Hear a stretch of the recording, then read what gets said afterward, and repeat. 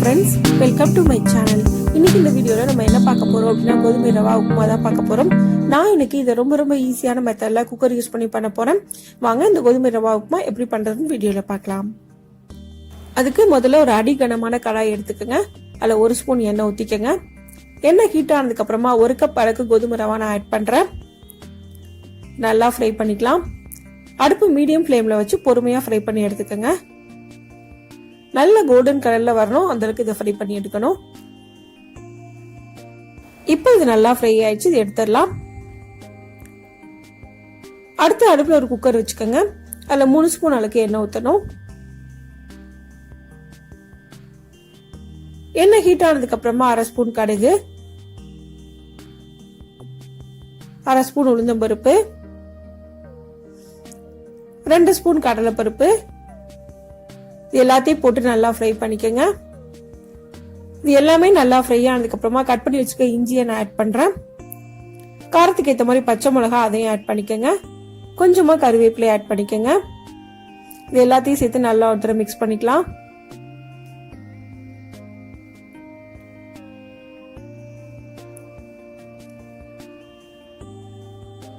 இப்போ இது எல்லாத்தையும் 1 நிமிஷம் போல ஃப்ரை பண்ணிக்கோங்க.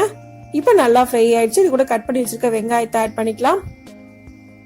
பெரிய வெங்காயமோ சின்ன வெங்காயமோ எதுவா இருந்தாலும் பரவாயில்ல, பொடியா கட் பண்ணி ஆட் பண்ணிக்கோங்க. இப்போ இதை நல்லா ஃப்ரை பண்ணிக்கலாம். இப்போ இது நல்லா ஃப்ரை ஆயிடுச்சு.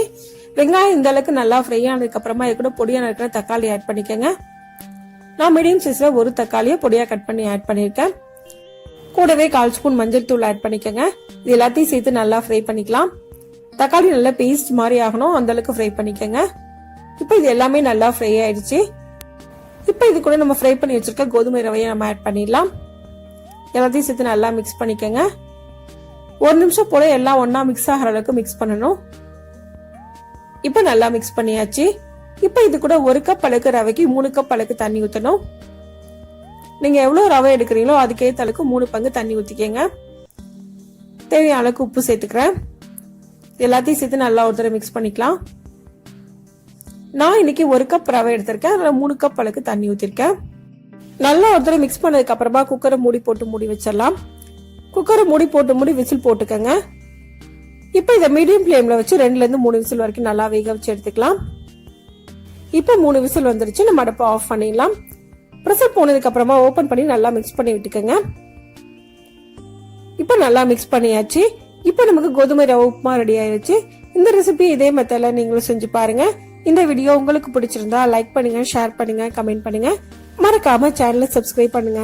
தேங்க்ஸ் ஃபார் வாட்சிங்.